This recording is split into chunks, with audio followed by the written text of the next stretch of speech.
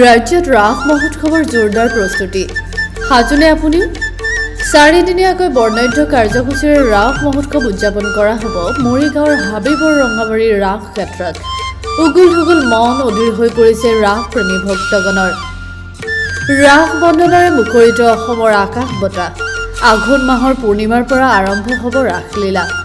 ইতিমধ্যে ৰাজ্যৰ প্ৰান্তে প্ৰান্তে ৰাস উদযাপনৰ বাবে ব্যাপক প্ৰস্তুতি চলিছে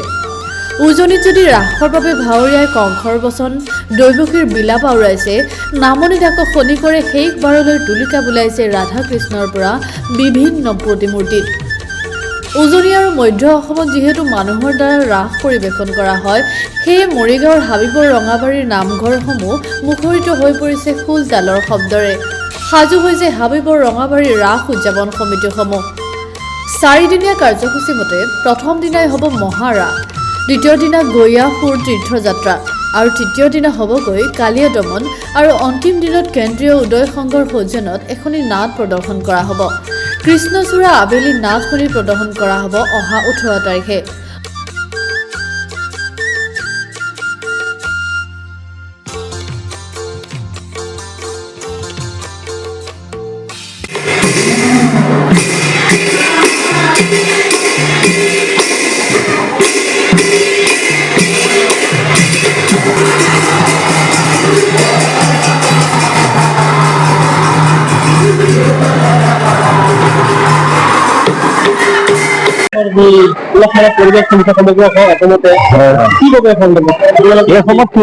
আমি দেখিছো যে আমাৰ সনাতন ধৰ্মৰ অসমীয়া সমাজৰ লগতে গোটেই সমগ্ৰ ভাৰততে এই উৎসৱটি পালন কৰে এই ৰাস উৎসৱটি মহোৎসৱটি পালন কৰে এইদৰে আমাৰ বট্টদৰাৰ যি সংস্কৃতি সেই সংস্কৃতিৰ লগত একেলগে লগ লগাই আমি বট্টদৰা সংস্কৃতিৰে আমাৰ এই ৰাসভাগ সদায় আজি ধৰি প্ৰায় আমাৰ ইয়াৰ পৰা 17 বৰ্ষ পাৰ হৈ গৈছে ইয়াৰ আগতে 17 বৰ্ষ পালিছে তাৰপিছতে এতিয়া আমাৰ পাছৰ যি 17 বৰ্ষৰ পাছত যি অনুষ্ঠান হ'ব সেই অনুষ্ঠান আমি পালিবলৈ গৈ আছো এই বৰ্তমানলৈকে আজিলৈকে আমাৰ ইয়াত যিটো পুৰণা সংস্কৃতি আমাৰ ইয়াতে যিটো গুৰুজনৰ সংস্কৃতি সেই গুৰুজনৰ সংস্কৃতিটো মানে সুচাৰুৰূপে ৰাখি তাত কোনো বিঘাত নজন্মোৱাকৈ ৰাখি গুৰুজনাৰ যি পৰম্পৰা সেই পৰম্পৰা অনুসৰি এই ৰাসভাগ পতা হৈ আছে আজিলৈকে আজিও আমি হাবিবৰ ৰঙাবাৰী শংকৰী কলাকৃষ্টি বিকাশ কেন্দ্ৰ অৰ্থাৎ হাবিবৰ ৰঙাবাৰী আঞ্চলিকৰ ৰাস মন্দিৰত প্ৰতি বছৰে 3দিনীয়া আৰু 4দিনীয়া অনুষ্ঠানটো পাতি থকা হৈছে কোনোবা বছৰ আমাৰ যিখন থিয়েটাৰ হয় থিয়েটাৰখন নাপাতে তাৰ ভিতৰতে ৰাস হয় প্ৰথম দিনাখন দ্বিতীয় দিনাখন এখন অসমীয়া ভাওনা তৃতীয় দিনাখন কালিয়া দমন আৰু চতুৰ্থ দিনাখন এখন থিয়েটাৰ হয় ঠিক তেনেকৈ পৰম্পৰাগতভাৱে এই অনুষ্ঠানটি আজিলৈকে চলি আছে যিহেতু দেখা যায় যে উজনি অসমত বেলেগ ধৰণে ৰাস উদযাপন কৰে নামনিত নৃত্যৰ দ্বাৰা যিহেতু ৰাস উদযাপন কৰে কিন্তু একমাত্ৰ মধ্য অসমৰ মৰিগাঁও জিলাতে দেখিবলৈ পোৱা যায় যে মানুহৰ দ্বাৰা ৰাস উদযাপন কৰে এতিয়া কথা হ'ল আমাৰ আপাৰ অসমৰ যিখিনি সত্ৰীয়া সংস্কৃতিৰ দ্বাৰা সত্ৰীয়া যিবিলাক নীতি নিয়ম সেইমতে তেওঁলোকে পালন কৰি আহিছে তেওঁলোকৰ বেছিভাগে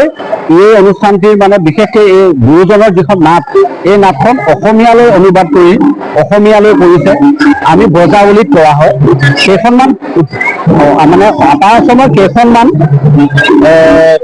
সত্ৰৰ বাদে বাকীখিনি গোটেইখিনিয়ে আমি কিন্তু ইয়াতে গুৰুজনৰ যি ভাষা প্ৰচাৰ কৰিছিল বজাৱলী ভাষা সেই বজাৱলী ভাষাতে আমাৰ এই অনুষ্ঠানটি চলি থকা হয় গতিকে তেওঁলোকৰ এটা সুকীয়া বৈশিষ্ট্য আমাৰ সেইটো হ'লে মাজুলী তিনিটা থোল আছে মাজুলী থোল এটা আছে বৰদোৱা থোল এটা আছে আৰু বৰপেটা থোল এটা আছে তাৰে আমাৰ এইটো যিটো আমি এতিয়া বৰদোৱাৰ থোলৰ অনুযায়ীহে আমি কামখিনি কৰোঁ বৰপেটাত তেওঁলোকে কি কৰে মৃন্ময় মূৰ্তিয়ে ৰাস পালন কৰে লগতে তেওঁলোকে বেলেগ কিবাকিবি অনুষ্ঠানেৰে প্ৰায় 7-8 দিনমান তেওঁলোকে কি কৰে এই অনুষ্ঠানটি পালন কৰে তথাপি তেওঁলোকৰ মৃন্ময় হ'লেও তেওঁলোকে কি কৰে তথাপি মানে ভগৱানৰ লগত একত্ৰ হোৱাৰ যি নিয়ম এই ৰাসে গোপী আৰু গোপালৰ যি একত্ৰ হোৱাৰ যি অনুষ্ঠান সেই অনুষ্ঠানটিকে ৰাস বোলা হয়